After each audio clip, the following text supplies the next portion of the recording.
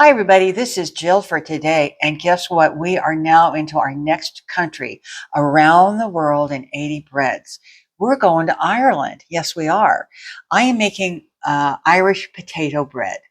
And I must have looked at a dozen different recipes from all different places, all recipes and Food Network. And there were a couple of Irish websites that had recipes on them. They all basically are the same. So I said, well, we're going to go with it. I hope it's authentic. As I said, there's a lot of them out there and they all look to be pretty much the same. So let's get started here. In my bowl, I have mashed potatoes. And I cheated. I made instant mashed potatoes. And all the recipes say you should start with cold mashed potatoes. So that's what I have done there.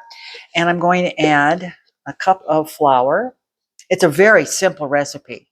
And if you've never seen Irish potato bread, I was kind of surprised at what it does or doesn't entail, if you will. It's very simple. And then, so that was some flour. And I'm going to add some baking soda, just a little bit. And I'll have the recipe and all the instructions in that description box down below where it says show more. And then a little pat of butter, which has been softened. And that's it. That's it. And we're just going to sit here. We're going to stir this up. I don't know. As I said, I've not made this recipe. I have no clue on what's going to happen with it. You know, I made Britchen. That was a German one we did, and it was so dry. And I kept saying, "Oh my gosh, this is so dry," and it turned out to be one of the best rolls I think I've probably ever eaten. It was fantastic. So I'm looking at this and saying, "Oh my gosh, this is so dry." So what I'm going to do is I'll just put you on pause here. Let me whip it up a little bit more and see if I can put it all together, and then I'll bring you back in. Well, we are getting there. It's taken me not a lot. I don't even know whether it was smart enough to turn the camera off, but it's very stiff. But I have to knead it a little bit. So, you know, that would certainly make sense. You don't want something that's all gloppy. Okay, I think I'm going to leave it there, and I'm going to put a little flour here on my board. Things out of the way here. Do that. Isn't it exciting trying these different breads? The director is a bread person, and that's all there is to it. And when he found out I wanted to do this series, actually, I have to admit, he was the one that suggested it. And he suggested it because he loves bread. And he was right, that this was a fun series to do. This is a very interesting feeling dough. It actually has kind of a knead, a yeast bread feeling to it. Oh, that's a very interesting thing. Now it said just to knead it a little bit. This is interesting. Oh my gosh. Well, just like the Britchen, surprising me. That's very nice. Okay. Yeah, that's great. Put just a little tiny bit more flour here because I'm going to roll this out. The recipe calls for it to be rolled out to about a 1/2 inch thickness.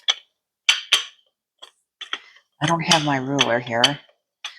What do you say, Director? We about 1/2 inch, a little more? You think? That right? You're more on this side. What's in? That looks pretty good. I thought so too. Oh, this is so interesting. I'm just so happy I'm making this. And then you're just to cut it into triangles. And I thought, I'm not going to mess with a knife. I'm going to use my old pizza cutter.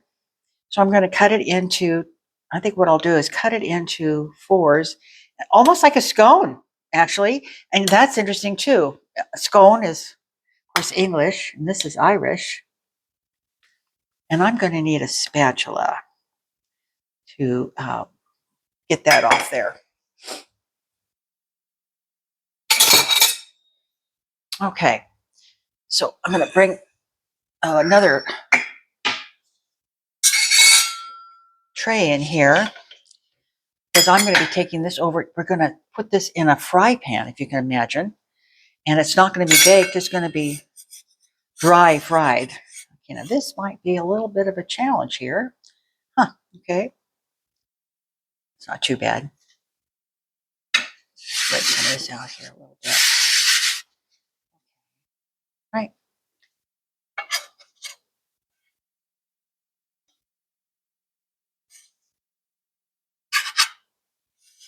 The recipes that I saw all talked about how delicious it was in all different ways. If you wanted to use it like in a savory kind of atmosphere with stews or whatever, soup, but it also said how wonderful it is with jam and butter, honey, that kind of more sweet, biscuity kind of thing. And the director's over there saying, let me have it, right? Okay. All right. So I got those off without too much pain. So I'm going to go over to the stove and I will meet you there. So here we are. I have it's a cast iron fry pan. You can use a nonstick if you like, but no oil.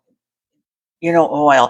However, I have to tell you, I did cheat a little bit. My pan is fairly well seasoned, but I still took just a tiny bit of oil and just really roughed it out, just enough to soften that surface with a little oil. And it's really, I'm going to be surprised if this turns out right. All you do is you put them in a fry pan. I hear them sizzling. Put them in the fry pan. I might not be able to those out a little bit there. Huh.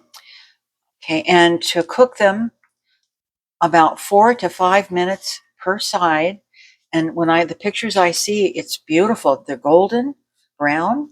So I'll let these cook and I'll turn them over and I'll let you know how much time they actually did take to cook. And we'll get them all toasted up. And I've got some peach jam out and I've got some butter out. And we're going to take a sample of them with that instead of the more savory way of doing it.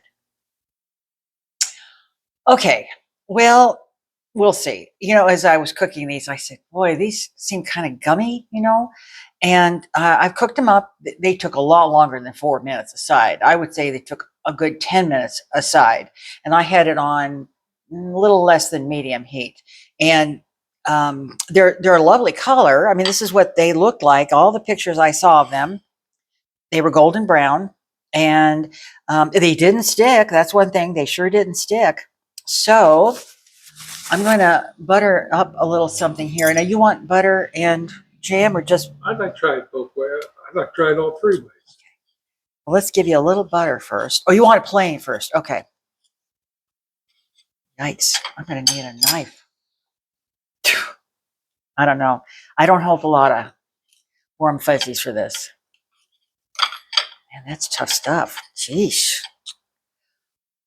All right, well, let's try pulling it apart, huh? Yeah. Yeah, I don't. Here you go. I don't know. I'm having bad vibes.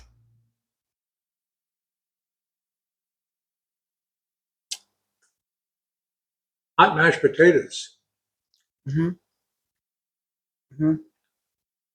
That's what it is. Tastes good.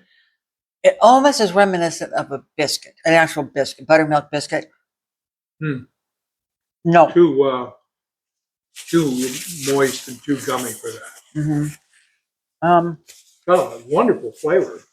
They have a wonderful flavor. Now, do you want to try some with the jam or anything? I try. Give me a little piece with some butter. A little piece with some butter. This is just falling apart. Mm-hmm. All right. You think this is the way they're supposed to be? Well, I followed the recipe. This is the only clunker we've had so far. We had Americanized French bread. We had the Rütchen. We had Icelandic rye. I just don't get it. It's hot mashed potatoes. Yeah, I don't get it. Kind of like a mashed potato pancake when you have leftover mashed potatoes. Mm-hmm, mm-hmm. Well, yeah. Yeah. Well, okay. Delicious, but then I like mashed potatoes. It's a weird thing. It's cooked, which I thought it was not going to be cooked. I thought it was going to be really gummy. I don't think if I cooked them any longer, it would make any difference because then you're going to get burned on the outside. I think this is a no-go. What do you say? The recipe itself? Yeah. Yeah, I wouldn't recommend it to anybody. If I went to a Irish restaurant, I wouldn't order potato rolls. No, Irish potato bread. But not every recipe is going to be. Well, that's it. And so to be perfectly honest with you, I won't eat any more of this. That's just, I wouldn't waste the calories on it. I guess that's for a better way to put it. So there you are. So we've been to Ireland. Maybe I'll find something else in Ireland that maybe we can identify better with. But this was this was a bust. Next time we're going to Czechoslovakia. I can't wait for that. It's so much fun looking up all these different recipes.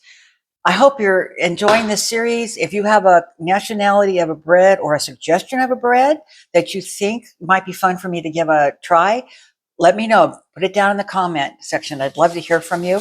Subscribe to my channel. Give me a thumbs up because, boy, those algorithms love those thumbs up. And I will see you next time. Take care, everybody. Bye-bye.